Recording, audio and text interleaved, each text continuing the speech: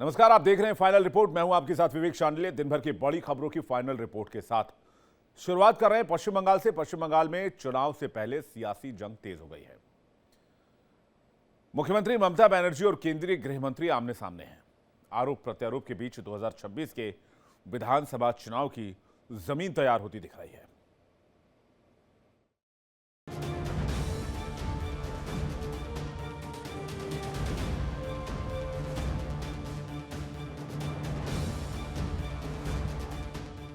बांकुड़ा में कार्यक्रम के दौरान मुख्यमंत्री ममता बनर्जी ने अमित शाह पर तीखा हमला बोला। ममता ने घुसपैठ के मुद्दे पर भी बीजेपी को घेरा। उन्होंने कहा कि अगर घुसपैठिए सिर्फ बंगाल से ही आते हैं तो फिर पहलगाम और दिल्ली की घटनाओं के पीछे कौन था। ममता ने आरोप लगाया कि बीजेपी एसआईआर के नाम पर लोगों को परेशान कर रही है। तादेर बोली दिल्ली का लड्डू जो खाता है वो भी पछताता है और जो नहीं खाते हैं वो भी पछताते हैं। अब दिल्ली का लड्डू ज्यादा खा लिया और खाने का जरूरत नहीं है, अब दिल्ली संभलाइए। ममता का यह हमला केंद्रीय गृह मंत्री अमित शाह के बयान के जवाब में आया है। बंगाल दौरे पर पहुंचे शाह ने कोलकाता में प्रेस कॉन्फ्रेंस कर ममता सरकार पर घुसपैठ को बढ़ावा देने का आरोप लगाया। शाह ने कहा कि बंगाल की जनता घुसपैठियों से त्रस्त है और ये केवल बंगाल नहीं पूरे देश की सुरक्षा का सवाल है। जहां पर भी बंगाल में जाते हैं पूरे बंगाल की जनता घुसपैठियों से त्रस्त है। क्या कोई राज्य सरकार ऐसी हो सकती है जो घुसपैठियों की पनाहगाह अपने राज्य को बना दे? राष्ट्रीय सुरक्षा पर एक कितना बड़ा खतरा है, इसका जवाब बंगाल की मुख्यमंत्री ने बंगाल के चुनाव में दे। घुसपैठ रोकने के लिए उनके पास क्या योजना है? आर्टिकल 370 हटता है, वो विरोध करती है। सीएए लाकर बंगाल के शरणार्थियों को नागरिकता देने का हम कार्यक्रम करते हैं, वो विरोध करती है। अमित शाह ने दावा किया कि टीएमसी के 15 साल के शासन में लोग भय के माहौल में जी रहे हैं। ममता जी, ये आजाद भारत, यहां माताओं बहनों को पूरा दिन जब इनकी मर्जी हो, जब इनको काम हो, घर के बाहर निकलने की सुरक्षा प्रदान करना ये हमारा संवैधानिक दायित्व है, जो देने में आपकी सरकार विफल गई है। हिंदुओं की स्थिति पर शाह ने कहा कि अब मरहम लगाने से कुछ नहीं होगा, घाव गहरे हो चुके हैं और ममता सरकार के जाने का समय आ गया है। 2026 के चुनाव को लेकर शाह ने दावा किया कि बीजेपी प्रचंड जीत के साथ बंगाल में सरकार बनाएगी। भारतीय जनता पार्टी का रिकॉर्ड है, जहां भारतीय जनता पार्टी की सरकारें आई वो राज्य बीमारू राज्यों में से समृद्ध राज्य बनने की कगार में आगे बढ़े हैं। पूरा देश मोदी जी के नेतृत्व में आगे बढ़ रहा है। 294 सीटों वाले पश्चिम बंगाल में चुनाव मार्च अप्रैल 2026 में होने हैं। ऐसे में घुसपैठ, सुरक्षा और सांप्रदायिकता के मुद्दे पर सियासी घमासान तेज है। क्या ये जंग सिर्फ बयानबाजी तक सीमित रहेगी या 2026 में सत्ता की तस्वीर बदल देगी? Bureau report, India daily.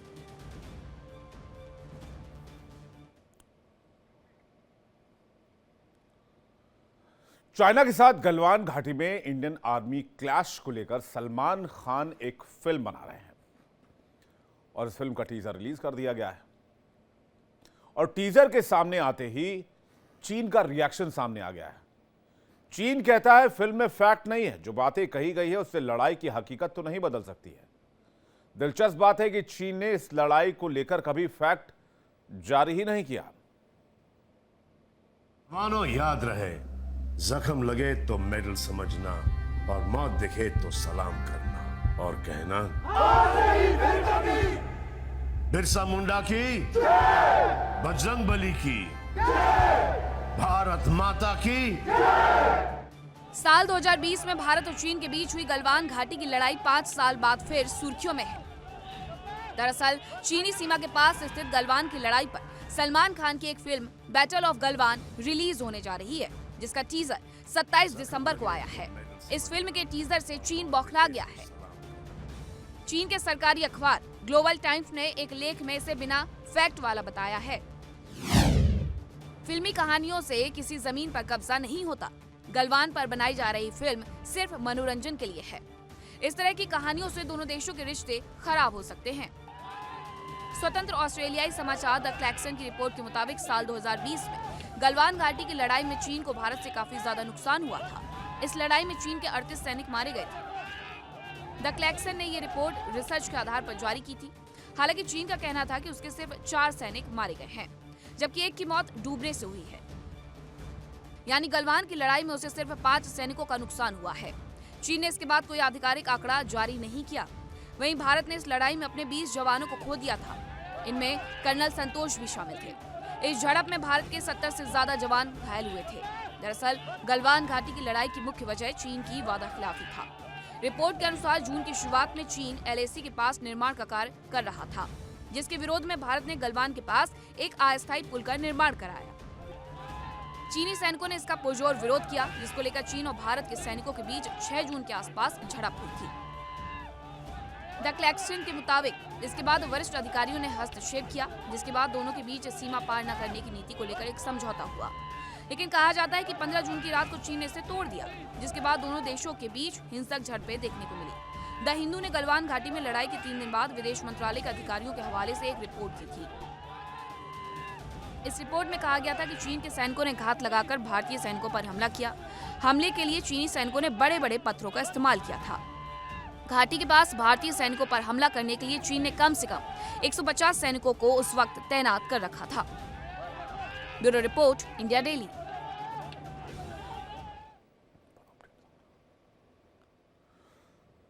UP में SIR को लेकर एक बड़ा अपडेट सामने आया है। प्रदेश में कल यानी 31 दिसंबर को SIR की ड्राफ्ट लिस्ट जारी होनी थी, लेकिन इसमें संशोधन किया गया है।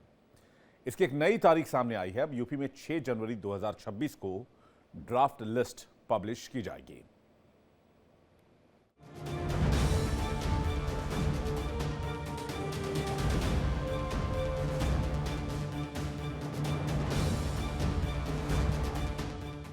उत्तर प्रदेश में स्पेशल इंटेंसिव रिवीजन यानी कि SIR को लेकर एक बड़ी खबर सामने आई है।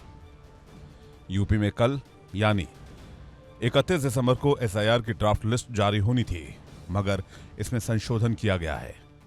इसकी एक नई तारीख सामने आई है। अब यूपी में 6 जनवरी 2026 को ड्राफ्ट लिस्ट जारी की जाएगी। दावे और आपत्तियों की तारीख 6 जनवरी से 6 फरवरी तक रहेगी। फाइनल वोटर लिस्ट 6 मार्च को जारी होगी। चुनाव आयोग के आंकड़ों के मुताबिक 27 अक्टूबर 2025 तक यूपी में कुल 15 करोड़ 44 लाख रजिस्टर्ड वोटर पाए गए। जांच के बाद इनमें से लगभग 2 करोड़ 89 लाख लोगों के नाम काटे जाएंगे। करीब 1 करोड़ 11 लाख मतदाताओं को नोटिस भेजा जाएगा। वहीं जिन 2 करोड़ 89 लाख मतदाताओं के नाम काटे जाएंगे, इनमें से 1 करोड़ 26 लाख मतदाता अब उस पते पर नहीं रहते, यानी वो दूसरी जगह शिफ्ट हो गए हैं। वहीं 83,73,000 मतदाता अब्सेंट हैं, यानी कि लंबे समय से अपने पते पर नहीं मिल रहे हैं। 46 लाख ऐसे मतदाता हैं जिनका निधन हो चुका है। 23,70,000 ऐसे नाम मिले जो एक से ज्यादा जगह दर्ज थे, जबकि 9,75,000 वोटर्स के नाम अन्य तकनीकी कारणों से हटाए जा रहे हैं। SIR का मुख्य उद्देश्य चुनाव से पहले वोटर लिस्ट को पूरी तरीके से सही और पारदर्शी बनाना है। चुनाव आयोग ने 27 अक्टूबर को यूपी समेत 12 राज्यों और केंद्र शासित प्रदेशों में SIR करने की घोषणा की थी। 4 नवंबर से इस पर काम शुरू हो गया है। उत्तर प्रदेश को छोड़कर चुनाव आयोग ने हाल ही में 8 राज्यों और 3 केंद्र शासित प्रदेशों की ड्राफ्ट वोटर लिस्ट जारी की है। इस दौरान ECI ने अलग अलग कारणों के चलते ड्राफ्ट लिस्ट से हटाए गए नामों का ब्यौरा भी दिया था। अगर आपका नाम ड्राफ्ट लिस्ट में है या नहीं, इसकी जांच आप ऑनलाइन भी कर सकते हैं। इसके लिए आपको चुनाव आयोग की वेबसाइट voters.eci.gov.in पर जाना होगा। अपना जिला और विधानसभा केंद्र चुनें और यहां अपना नाम सर्च करें। ऑफलाइन के लिए आपको अपने इलाके के बूथ लेवल ऑफिसर BLO से संपर्क करना होगा। हर BLO के पास वोटर ड्राफ्ट लिस्ट की हार्ड कॉपी उपलब्ध कराई जाती है। ड्राफ्ट वोटर लिस्ट में अपना नाम ढूंढें।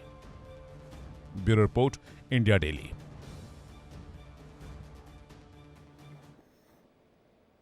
संभल की जामा मस्जिद के पास कब्रिस्तान की जमीन पर अवैध कब्जा का विवाद थमने का नाम नहीं ले रहा। इसी के चलते मंगलवार को राजस्व अधिकारियों की टीम ने जिलाधिकारी और पुलिस अधीक्षक की मौजूदगी में भारी पुलिस बल की सुरक्षा में कब्जाई हुई जमीन की पैमाइश की।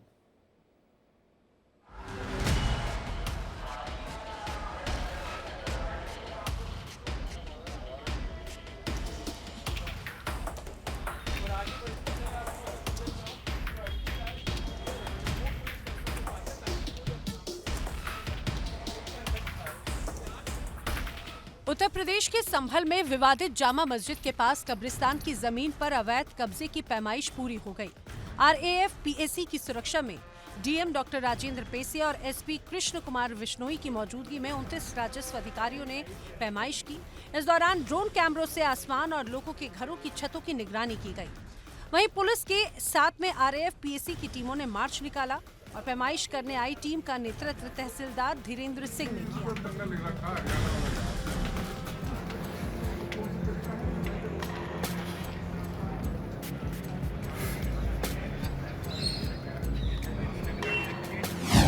जामा मस्जिद के बगल में बने कब्रिस्तान की पैमाइश। आरोप यह है कि अवैध कब्जा कर 22 दुकान मकान बनाए गए और यहीं से संभल हिंसा में पत्थर फेंके गए थे। 4 कानूनगो 22 लेखपाल नपाई करने में जुटे तो पूरे इलाके को छावनी में तब्दील कर दिया गया। पैमाइश के दौरान ड्रोन से पूरे इलाके पर नजर रखी गई। PAC, RAF, पुलिस के 500 जवान भी इस दौरान तैनात रहे। पैमाइश होने तक सभी खुफिया एजेंसीज अलर्ट पर रही।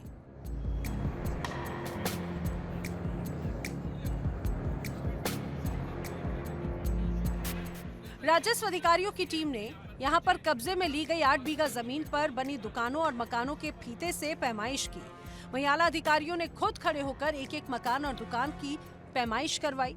इस दौरान जिला प्रशासन के अधिकारियों और पुलिस ने कब्जेदारों से बातचीत करके जानकारी ली और जामा मस्जिद के रिकॉर्ड में शामिल जामा मस्जिद का प्राचीन नक्शा भी देखा, जिसमें जमीन जो कब्जाई गई है उसको कब्रिस्तान की जमीन बताया गया है। वहीं इस पूरे मामले में संभल के DM के अनुसार प्रशासन का रुख स्पष्ट है कि अगर अवैध कब्जे की शिकायत सही मिली तो कानूनी कार्रवाई जरूर की जाएगी और बुलडोजर एक्शन भी होगा।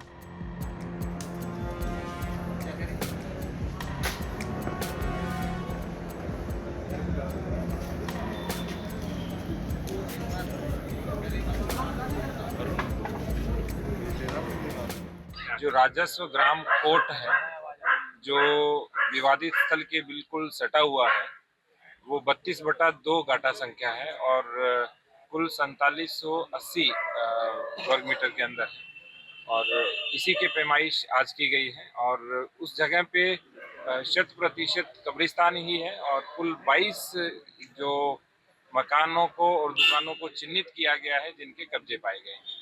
तो ये कब्जा पाया गया है और जिन 22 लोगों का कब्जा है उनको हम नोटिस भी भेजेंगे और यदि उनके पास भी किसी भी प्रकार के दस्तावेज हैं वो भी प्रस्तुत कर सकते हैं और उसके बाद नियमानुसार विधिक कार्रवाई की जाएगी।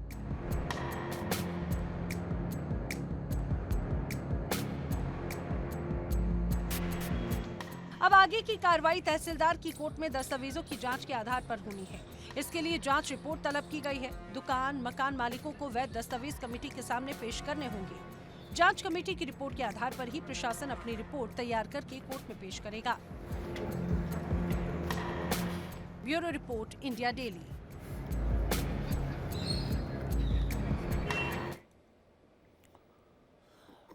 प्रियंका गांधी के बेटे रेहान वाड्रा की सगाई हो गई है। सूत्रों के मुताबिक इस सगाई को बहुत गोपनीय रखा गया। बताया जा रहा है कि जल्द ही दोनों की शादी की तारीख भी तय कर दी जाएगी।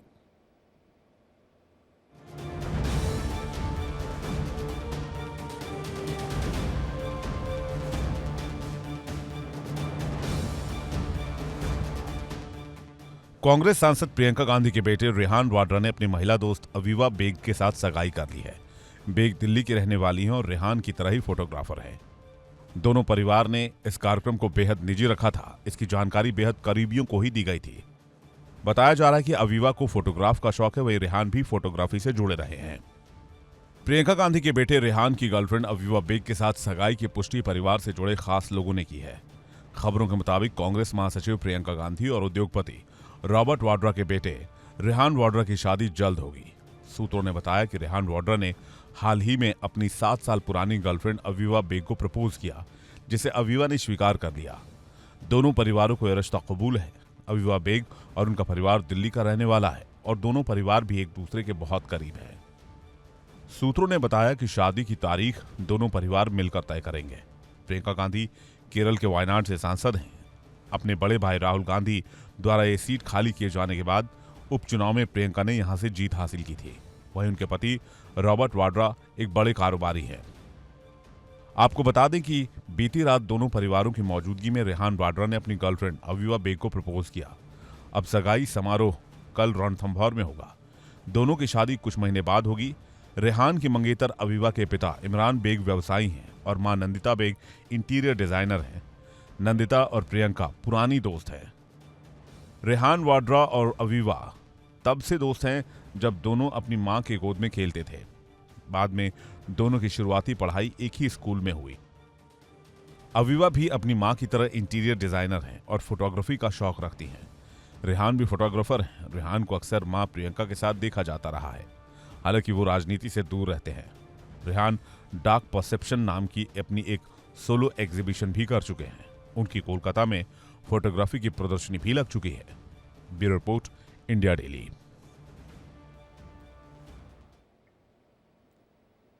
दिल्ली एम्स ने बच्चों के डिफरेंस ऑफ सेक्स डेवलपमेंट यानी कि DSD को लेकर एक जरूरी जानकारी दी है। एम्स ने साफ किया कि न तो गर्भ में लिंग जांच कराना कानूनी है और न ही हार्मोन के जरिए बच्चे का लिंग बदला जा सकता है। एम्स ने इस मुद्दे पर फैली गलतफहमियों को लेकर समाज को सच से रूबरू कराया।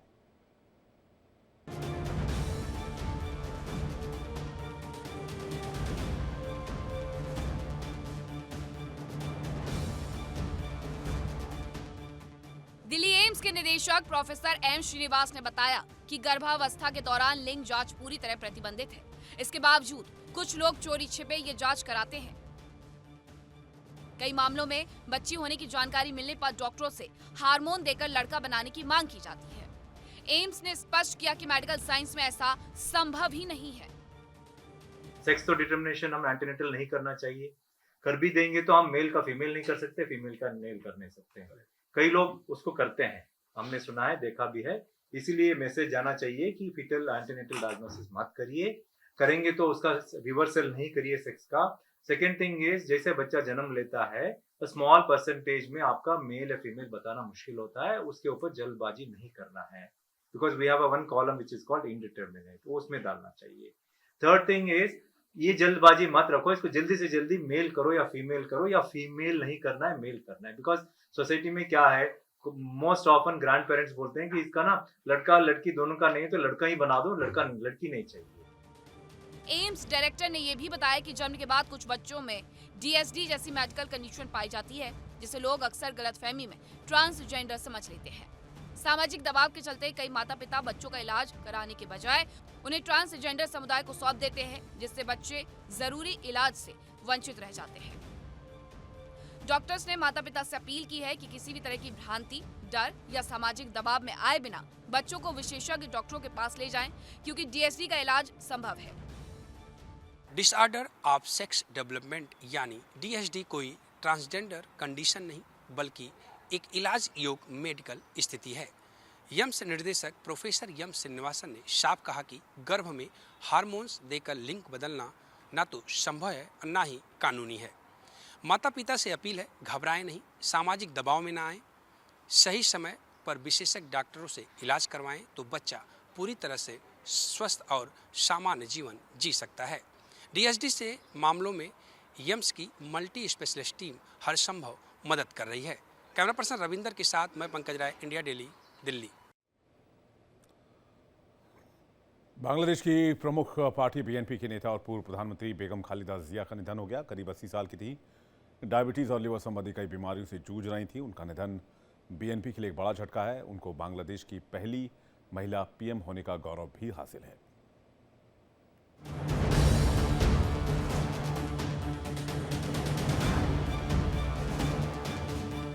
बांग्लादेश की प्रमुख पार्टी और पूर्व प्रधानमंत्री BNP प्रमुख बेगम खालिदा जिया का निधन हो गया है। 80 साल की वो थी। वो लंबे समय से बीमार चल रही थी। 2 बार बांग्लादेश की प्रधानमंत्री रही। पहली बार 1991 से 96 तक और दूसरी बार 2001 से 2006 तक। बांग्लादेश की पहली प्रधानमंत्री भी रही। उनके पति जियाउर रहमान थे। वो बांग्लादेश के एक सैन्य शासक और राष्ट्रपति रहे। उन्होंने बांग्लादेश नेशनलिस्ट पार्टी यानी कि BNP की स्थापना रखी, लेकिन 1981 में उनकी हत्या कर दी गई। उसके बाद से पार्टी की कमान बेगम खालिदा जिया के हाथ में थी। अब उनकी जगह उनके बेटे तारिक रहमान पार्टी की कमान संभाल रहे हैं। 17 सालों तक देश के बाहर रहने के बाद पिछले दिनों ही बांग्लादेश वो लौटे थे। BNP के वो एक्टिंग चेयरमैन हैं। खालिदा का जन्म 15 अगस्त 1945 को हुआ। बांग्लादेश की राजनीति में काफी प्रभावी रही। हालांकि शेख हसीना उनकी कट्टर विरोधी रही। बीते कुछ सालों से देश में शेख हसीना का शासन था। उस दौरान खालिदा को भ्रष्टाचार मामलों में दोषी करार दिया गया। शेख हसीना के पीएम रहते लंबे समय तक हाउस अरेस्ट में रही। शेख हसीना के हटने के बाद मोहम्मद यूनुस की सरकार बनी। अंतरिम सरकार ने बेगम खालिदा को तुरंत रिहा कर दिया। उम्र ज्यादा और स्वास्थ्य ठीक न होने से वो राजनीति से दूर रही। बांग्लादेश में अगले साल के फरवरी महीने में चुनाव होने वाले हैं। मौत से एक दिन पहले ही उन्होंने 3 जगहों से नामांकन दाखिल किया था। हालांकि बतौर पीएम उनका भी कार्यकाल काफी विवादित रहा। ऐसे आरोप लगे कि अपने कार्यकाल के दौरान उन्होंने देश में कट्टरपंथियों को शह दी। बांग्लादेश में कट्टरपंथी ताकत जमात इस्लाम को बढ़ावा मिला। जमात वही ताकत है जिसने बांग्लादेश की आजादी में पाकिस्तानी सेना के साथ में मिलकर बांग्लादेश में कत्लेआम मचाया। उसके नेताओं पर हत्या, बलात्कार, जनसंहार करने के आरोप लगे थे। दूसरी तरफ खालिदा जिया के पति और पूर्व राष्ट्रपति रियाउर रहमान पाकिस्तान सेना के अधिकारी थे और बांग्लादेश की आज़ादी के वक्त उन्होंने ही अपनी पाकिस्तानी कमांडरों के खिलाफ बगावत की थी। वो भी शेख मुजिबुर रहमान की तरह देश की आज़ादी के नायक थे। हालांकि बाद में उन्होंने जो पार्टी बनाई वो कट्टरपंथियों के करीब चली गई। Bureau report, India daily. Mathura में नए साल पर सनी लियोनी का डीजे प्रोग्राम कैंसिल कर दिया गया। जब से हिंदू संगठनों और साधु संतों को सनी लियोनी के कार्यक्रम की जानकारी हुई तभी से वो इसका विरोध कर रहे थे। इसी को ध्यान में रखते हुए क्लब मालिक ने कार्यक्रम को रद्द कर दिया है।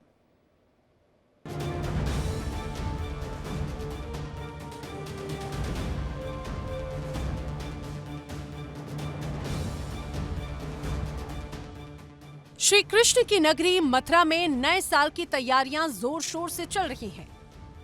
एक तरफ जहां नए साल पर बांके बिहारी के दर्शन को लाखों लोगों की संख्या में श्रद्धालु वृंदावन आ रखे हैं, तो ऐसे में बड़े बड़े होटल्स, क्लब के मालिक नए साल को किस तरह से बेहतरीन बनाया जाए इसको लेकर बॉलीवुड के स्टार्स को भी बुलाने की तैयारी में है। इन लोगों के द्वारा नए साल पर बाकायदा मथुरा में सनी लियोनी का डीजे प्रोग्राम रखा गया था। जैसे ही हिंदू संगठनों को ये जानकारी हुई तो विरोध पर उतर आए। उन्होंने कहा कि प्रभु की ब्रज भूमि है, यहाँ पर एक्ट्रेस का क्या काम। हिंदू संगठनों के विरोध को देखते हुए आनन फानन में सनी लियोनी का प्रोग्राम कैंसिल किया गया। 1 तारीख को हम सेलिब्रिटी सनी लियोनी जी को डीजे प्ले के लिए बुला रहे थे, जिससे हमारे ब्रजवासियों और पूजनीय संतों की भावनाएं आहत हुई। इस चीज को हमने संज्ञान में रखते हुए इस प्रोग्राम को रद्द करते हैं और भविष्य में इस चीज का ध्यान रखेंगे कि हम ऐसा हमारी तरफ से द ट्रंक की तरफ से ऐसा कोई प्रोग्राम ऑर्गेनाइज ना किया जाए जिससे कि हमारे ब्रजवासियों की भावनाएं आहत हों। दरअसल नववर्ष पर बॉलीवुड एक्टर सनी लियोनी का डीजे प्रोग्राम मथुरा में आयोजित होना था। ये प्रोग्राम द ट्रंक क्लब कर रहा था और जैसे ही सनी लियोनी के प्रोग्राम की जानकारी मथुरा शहर में फैली, हिंदू संगठनों ने विरोध जताना शुरू कर दिया। यहाँ तक कि कार्रवाई की मांग की गई। समाज सेवी सड़कों पर आए। उन्होंने कहा कि सनी लियोनी का मथुरा में प्रोग्राम नहीं होने देंगे क्योंकि सनी लियोनी को बुलाकर यहाँ पर फूहड़ता और अश्लीलता परोसने की तैयारी है। वहीं गौ रक्षक भी मैदान में थे। उन्होंने कहा कि सनी लियोनी को मथुरा बुलाना बिल्कुल गलत है। ये क्लब वाले सनी लियोनी को मथुरा बुलाकर धर्म नगरी को कलंकित करना चाहते हैं। उन्होंने कहा है कि ऐसे आयोजकों पर कार्रवाई होनी चाहिए। उन्हें चेतावनी दी गई है। वहीं हिंदू संगठनों के भारी विरोध के बाद द ट्रंक क्लब के मालिक ने भी सनी लियोनी का प्रोग्राम कैंसिल कर दिया। अब नए साल पर सनी लियोनी मथुरा नहीं आ रही हैं। सनी लियोनी के कार्यक्रम के आयोजनकर्ता भी प्रोग्राम रद्द होने की जानकारी दे रखे हैं और ब्रजवासियों की भावनाओं को ध्यान में रखते हुए 1 जनवरी 2026 को होने वाले कार्यक्रम को निरस्त करने की जानकारी देते हैं। उन्होंने ये आश्वासन भी दिया कि भविष्य में भी इस तरह का कोई भी कार्यक्रम नहीं किया जाएगा जो ब्रजवासियों की भावनाओं को आहत करे। जिस ब्रजभूमि में भगवान श्री कृष्ण ने रासलीलाएं की हैं, जहाँ पर संपूर्ण विश्व से साधु संत आकर भजन, ध्यान, योग साधना करते हैं, उस ब्रजभूमि में होटल में सनी लियोन आ रही है। जिस सनी लियोन ने पॉर्न फिल्म बनाई है, अश्लीलता परोसी हो, उस हीरोइन को मथुरा में बुलाकर कुछ लोग हमारी ब्रजभूमि को बदनाम करना चाहते हैं, सनातन धर्म को बदनाम करना चाहते हैं। ये लोग वहाँ पर अश्लीलता परोसेंगे और फूहड़ता फैलाएंगे। ऐसे लोगों को ब्रजभूमि से दूर रखना चाहिए। हमारी शासन प्रशासन से मांग है कि ये लोग जो कार्य कर रहे हैं ये बहुत ही निंदनीय कार्य है। वहीं दिनेश फलहारी महाराज ने कहा है कि जिस तरह से कार्यक्रमों का विरोध किया गया वो मेहनत रंग लाई और जिस तरह से कार्यक्रम रद्द हुआ, भगवान श्री कृष्ण का आशीर्वाद ब्रजवासियों को मिला है। कार्यक्रम रद्द होने पर साधु संतों ने भी इस पर खुशी जताई है।